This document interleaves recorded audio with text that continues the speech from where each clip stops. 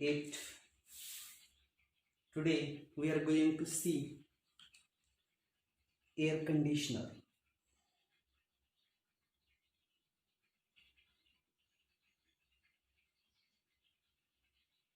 Air conditioner. Here, working of air conditioner is same as that of the refrigerator. Here only difference is that evaporator coils are inside. Evaporator coils are inside,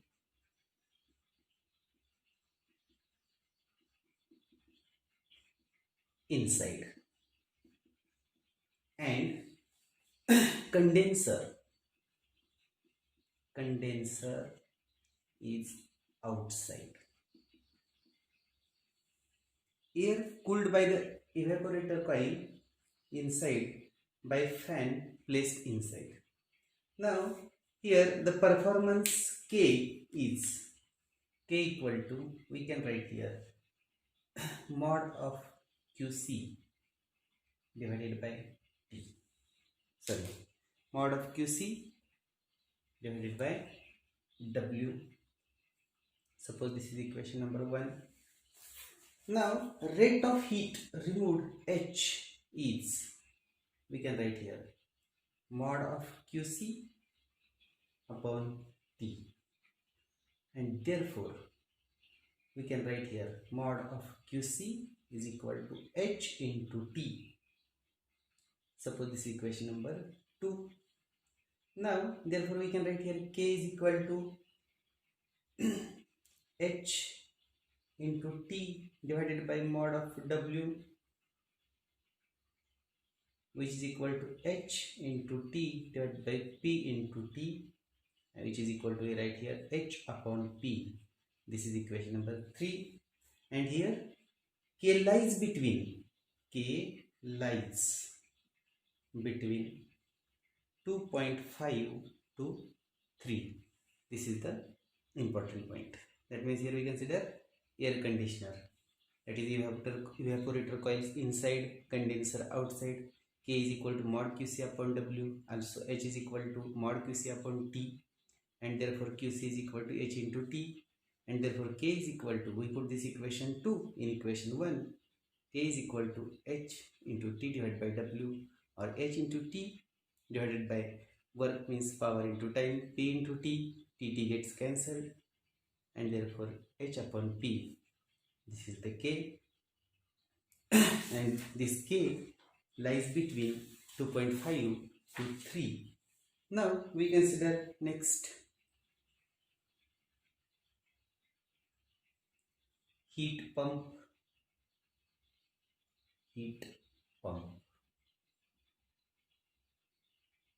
Here you see, heat pump is completely opposite to the refrigerator. It takes heat from outside and supplies to inside of the building to heat inside part.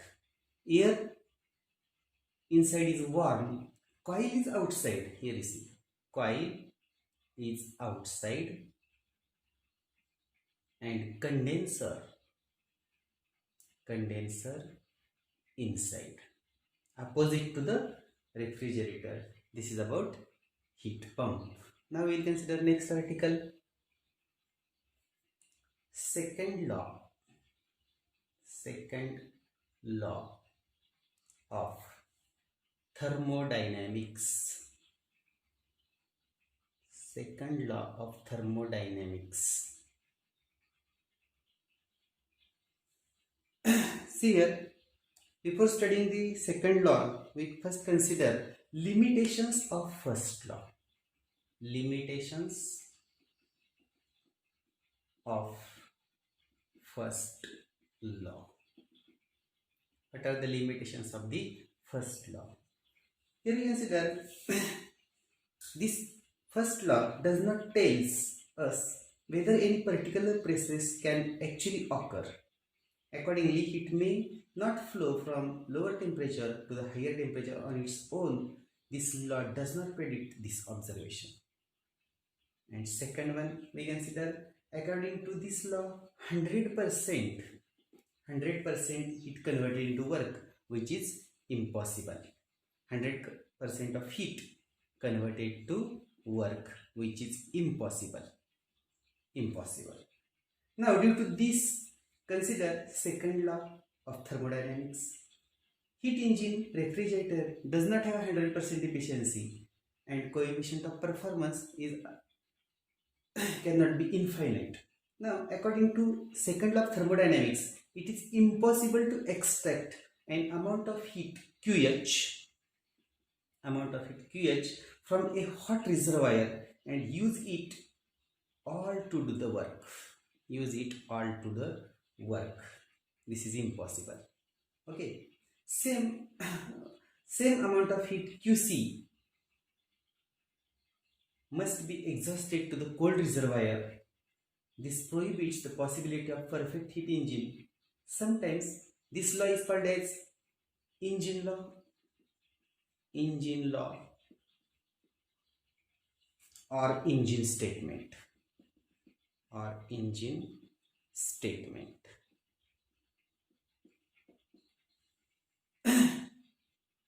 This statement is also called Kelvin-Planck statement.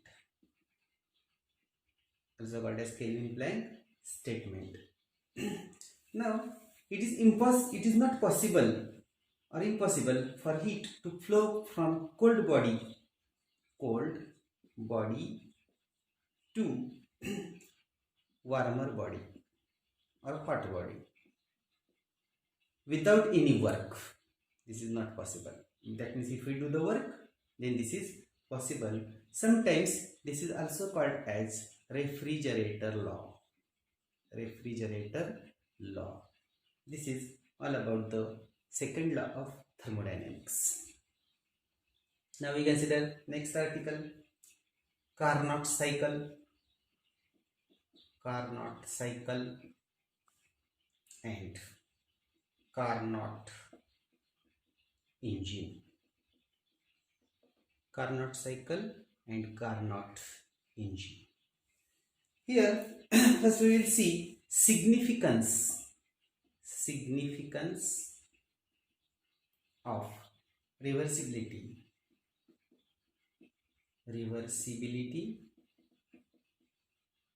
in thermodynamics. What is the significance?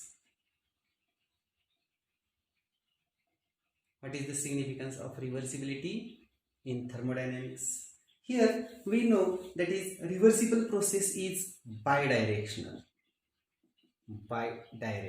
That means suppose steam converted to that is liquid, and also liquid converted into steam. This is the reversible. That means it flows exactly in the same steps in both directions.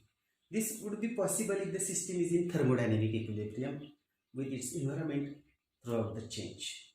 Now, an irreversible process is unidirectional. Irreversible process is unidirectional. This process is unidirectional process. Any irreversible process is not in thermal equilibrium. Here, irreversible process is not in thermal equilibrium. Reversible process is in thermal equilibrium with the surrounding. But irreversible process is not in thermal equilibrium with the surrounding. Now, we will consider in the same article, that is maximum efficiency. Right. Suppose maximum efficiency of a heat engine and Carnot's cycle. Maximum efficiency of a heat engine and Carnot cycle. Now, in Carnot engine, there are two basic processes. We consider here, suppose a diagram. Suppose we consider a graph. Pressure versus volume here. Now suppose we consider two graphs here.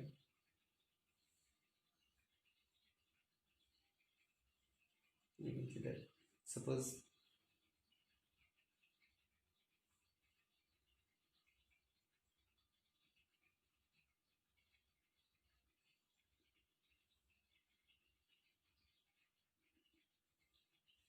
we consider here A, here B, here we consider C, here we consider D. Now here we consider these two processes, these two. This is the isothermal,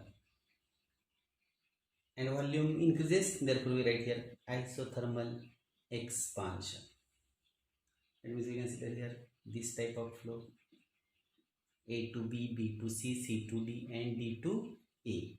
Here this is also isothermal, volume decreases, therefore we write here compression, isothermal compression. Here you see this process, we consider this process adiabatic expansion, and here volume decreases, we consider this is a adiabatic compression. Okay.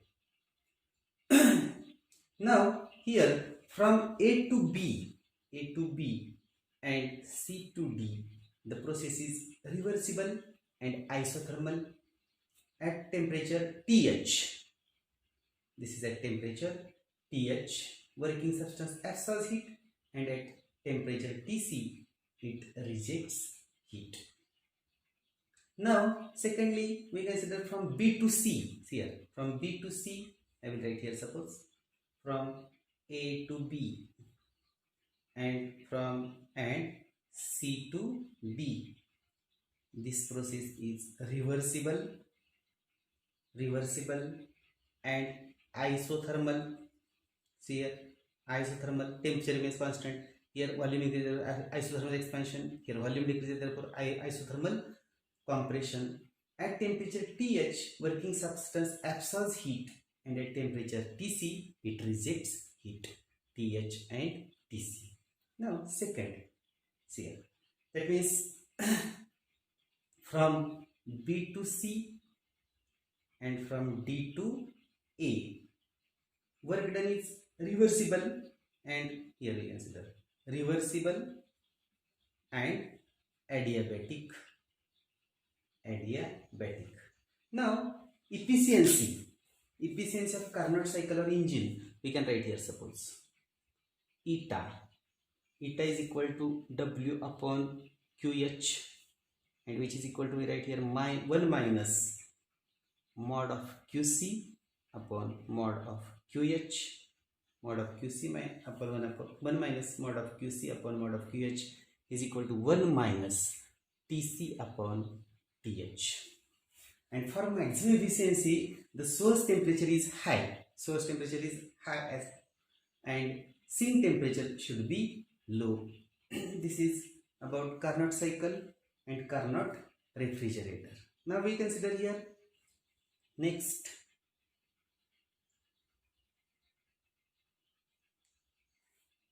that is a Carnot refrigerator.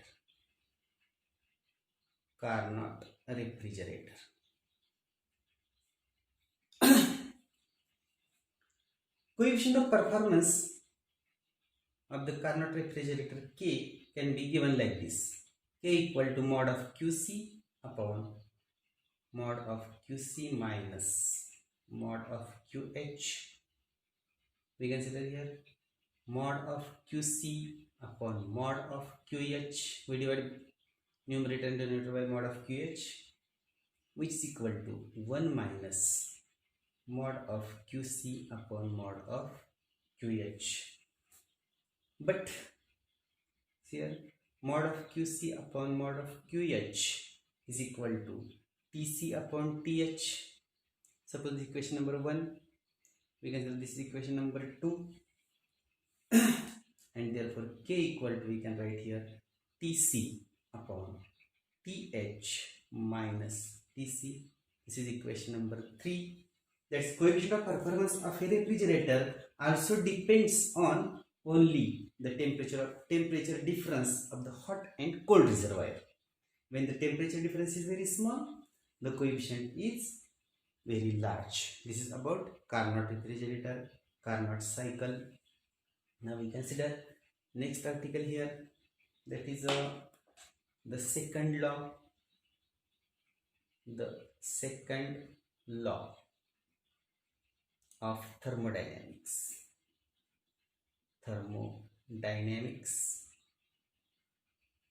And the Carnot cycle.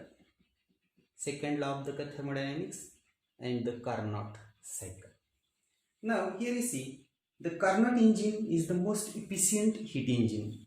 Also, all Carnot engines operating between the same two temperatures have same efficiency irrespective of the nature of the working substance. Now we made two important statements here. That is, we can write here Carnot engine. Suppose I will write here Carnot engine. First, Carnot engine is most efficient engine. This is the first statement. And second one, efficiency is independent of working substance. Efficiency is independent of working substance. Also, Carnot refrigerator has greater coefficient of performance as compared to other. Now we consider here Stirling cycle.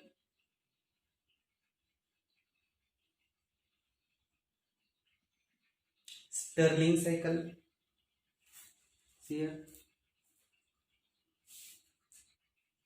Suppose we consider diagram.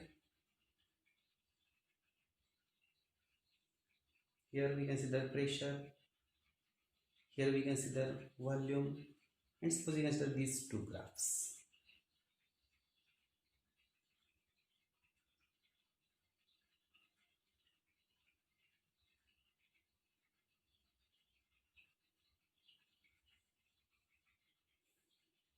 We consider this constant volume.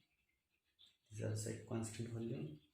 Suppose this is A, this is B, this is C, this is D, and path is like this: A to B, B to C, C to D, and D to A. Here we consider QH here, and we consider QC. Q amount of heat is here, also Q amount of heat is here. Now the working substance used in the Stirling engine is air, helium, hydrogen, nitrogen, etc. All processes in the Stirling cycle are reversible. All processes are reversible. Now the ideal Stirling cycle has two isothermal processes, that is AB and CD. Here these two are isothermal. These two are isothermal. And we consider two isobaric, BC here, BC, and these two are isobaric processes. Now here we consider first, that is isothermal process AB. The gas is heated by supplying heat QH at constant temperature TH. At constant temperature TH, useful work done by the gas in this part of the cycle. Now here we consider isobaric process BC. This is at constant volume. Here heat absorbed QH in AB is released by refrigerator. This heat Q is used in the next part of the cycle. The gas cools down to Tc. Gas cools down to Tc. Now C2D. This is the isothermal compression. The heat generated in this part of the cycle Qc is rejected to the coolant, means sink. The temperature of gas is maintained Tc during this process. And fourth one we consider DA, isobaric heat absorption. The compressed gas absorbs heat Q during this process. Its temperature increases to Ts and this cycle repeats. Here we complete the fourth topic, that is thermodynamics. Okay, thank you.